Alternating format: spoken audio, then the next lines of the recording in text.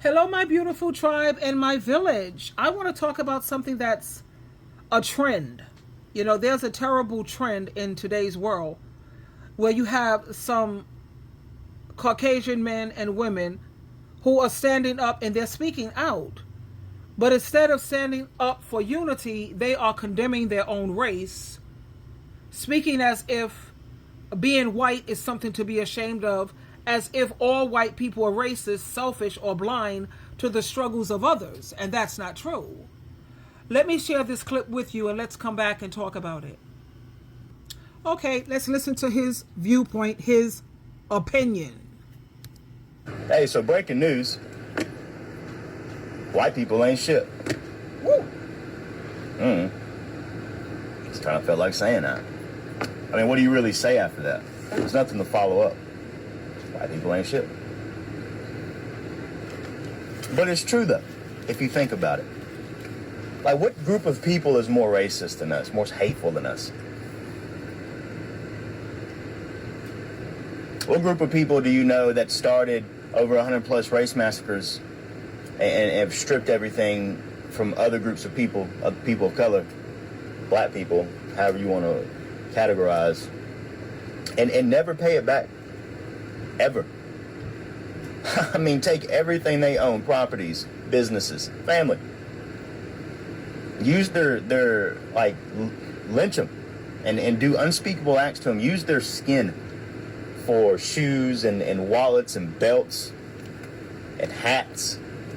Use their teeth to replace ours. Use their hair to stuff chairs and shit. Or take pictures of these lynchings and put them on postcards and send them across states or the U.S. to your family and friends as a way to joke and shit. Like, I just made me sick, dude. I hate us. I do. I really hate us. I mean, just strip everything and not pay it back. And be so hateful and so spiteful to the point that we put literature in contracts, especially with these insurance companies, that will prevent us from having to pay these people back as long as we call them riots, not massacres. Like, there's nobody more hateful than us. Take. A little bit of violence, a lot of bit of violence sprinkled in. Take some more. Whether it's people's fucking property or people's inventions. White people love taking credit for shit they never invented, but a brother or sister did. And we pay nothing back. Or you one of the cool ones, so to speak, and you take from the culture, and you don't contribute nothing back. You're no different. You're no fucking different. Or the ones that get mad when people call white people out as a whole, like you get triggered or something, and you feel like you got to defend the white race, put your white night suit on and shit. Like, maybe you should take inventory on what it is that makes you feel like you got to take up for white folk when people speak on us as a whole. What have you done? What have you said? Why do you feel guilty? Why do you feel like you're targeted in this? Why is it someone like me can sit here and join in on conversations against white people and not feel offended one fucking bit, but people like you do feel offended? I don't know. Maybe because you did some shit and I ain't. I'm just saying.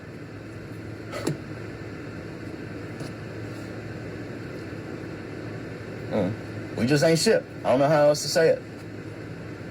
And then the way we excuse racism. I was just one bad day. That was a long time ago. Bitch, so? So? The fuck does that have to do with anything? Never atoned for it. Been ducking and dodging accountability since that incident. Pretty sure that wasn't the first time you said it. Ain't some shit you just pop off at the top of the mouth randomly. No, that's who you are. It's ingrained in your DNA. It's the shit you partake in behind closed doors. Motherfucker, I'm from the Bible Belt and a conservative household down here in the South. I know what dog whistles are. I know the conversations that take place behind closed doors, fam. Had a racist ass stepdaddy. Confederate shit and all. I know, bro. I see that shit. I cannot stand my people. I hate how fake we can be, too. We love to say we ain't racist because our friends black. One of the good ones that we like to call them. One of the ones that fall in line with how we think and how we feel and vote how we vote.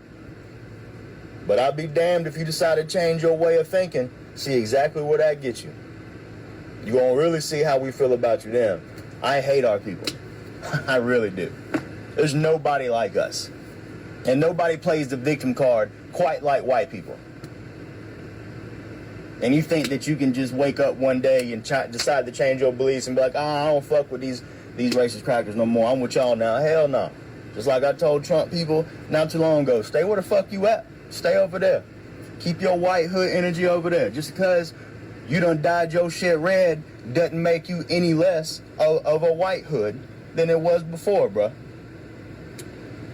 I just don't like my people. Hey. Now let me say this loud and clear. All white people are not the enemy, just like all black people are not criminals. All Hispanic people are not illegal. All Muslims are not terrorists, and all police are not corrupt. We must stop painting an entire group of people with the same dirty paintbrush. Guilt is not the same as growth. Shame is not the same as healing. Condemning your own race does not bring justice. It brings more division. Yes, history has scars. Yes, white supremacy is real. Yes, racism has done some great damage.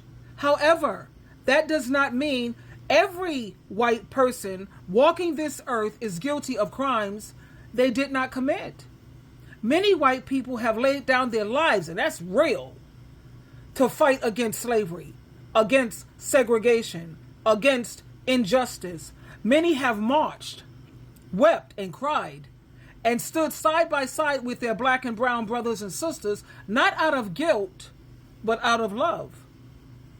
So why now, in the name of justice, are we telling an entire race that they are inherently evil? They're the devil. That's not true. I love Joyce Myers. I think everybody knows that. I love her. What, are you crazy? Somebody raised up on Joyce? We have a problem. That their skin tone makes them suspect. That is not progress. That's reverse hatred. Martin Luther King Jr., he said he dreamed of a day when people would be judged not by the color of their skin, but by the content of their character. That dream is for all people.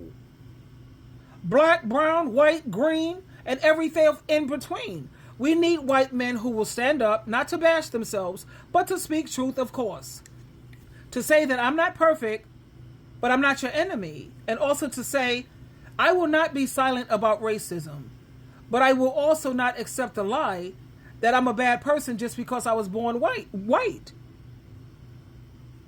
You don't have to hate yourself in order to love other people. This is a time for truth, for balance, for reconciliation, not for self-destruction. We have to rise above race-based guilt. And we have to stand together, as you see this beautiful picture here. And we have to take accountability and also exercise love. It's not about being black. It's not about being white, brown, purple. It's about doing what's right. Don't do to people what you don't want done to you. Matthew 7:12, treat people the way you want to be treated. And doing what's right, now that's love. That's unity. That's truth. So let's not fight hate with hate. We need to fight it with truth, humility, and being bold. We need to have that fearless kind of love. And I mean, have you looked at the state that the world is in right now? We're in crisis. Walmart. We can no longer afford to shop at Walmart. And you want to talk about some doggone hatred, color, skin tone? Do we really have time for that nonsense? That foolishness? Let me share some more clips with you and give you the black side of it. Before I share the other side of it, I want to share this with you as well. And keep in mind, like I said, all white people are not bad.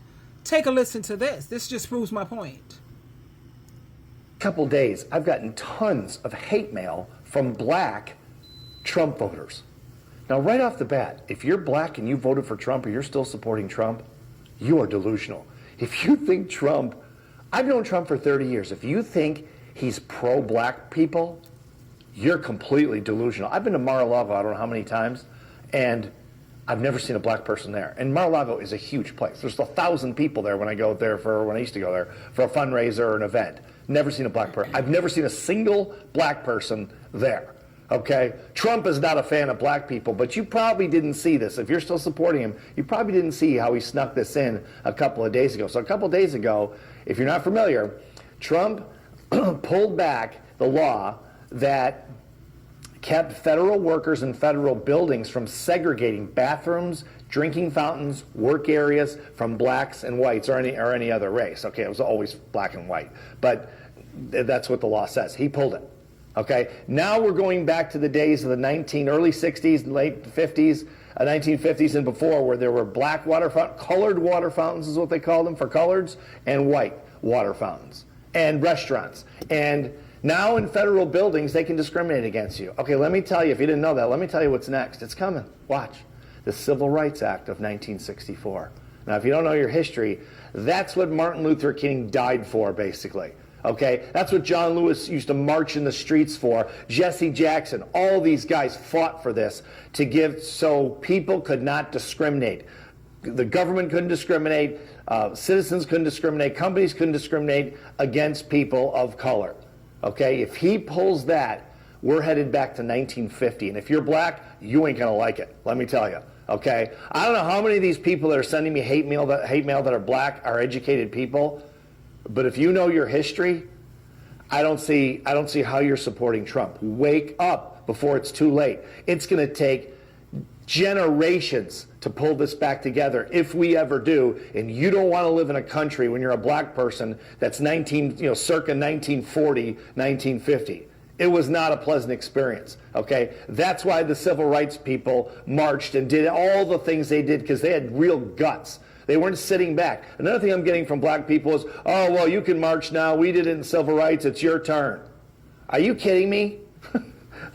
If you're not a wealthy white male, he's coming after you. He's coming after your rights.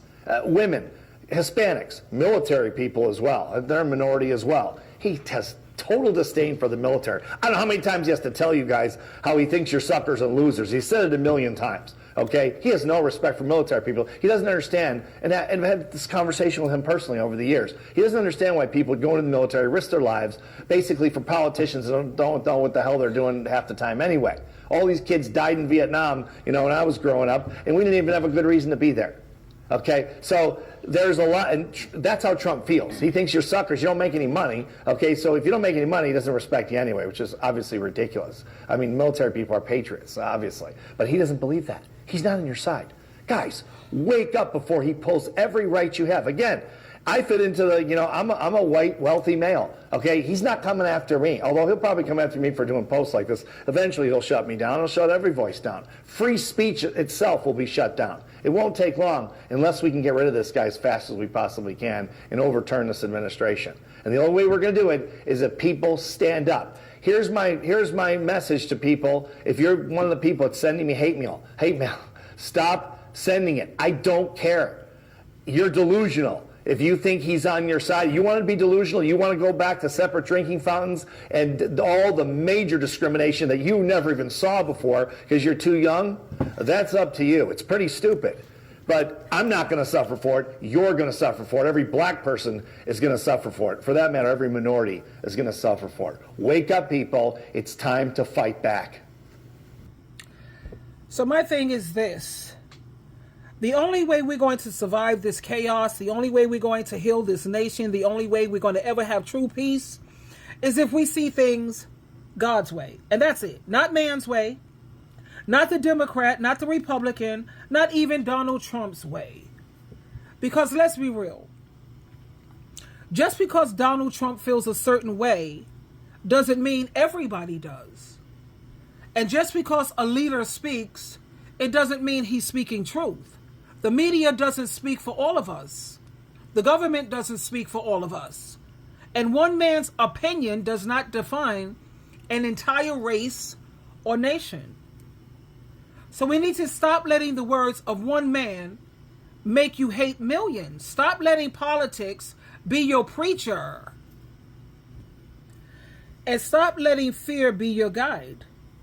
If we don't start seeing each other the way God sees us, we're going to destroy each other.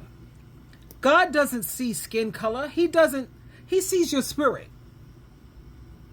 He doesn't divide by party. He calls us family. God doesn't ask who you voted for. He asks, did you love your neighbor?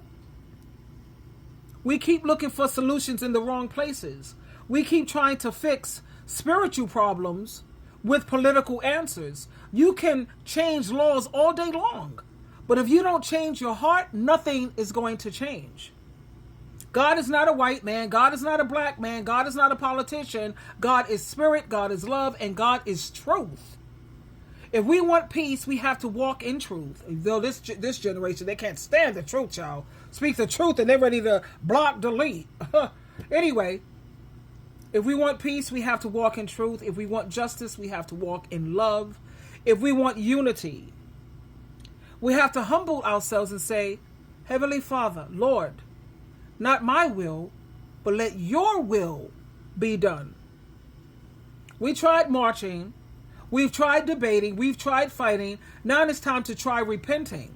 It's time to try forgiving. It's time to try loving each other like we're all of God's children, because we are.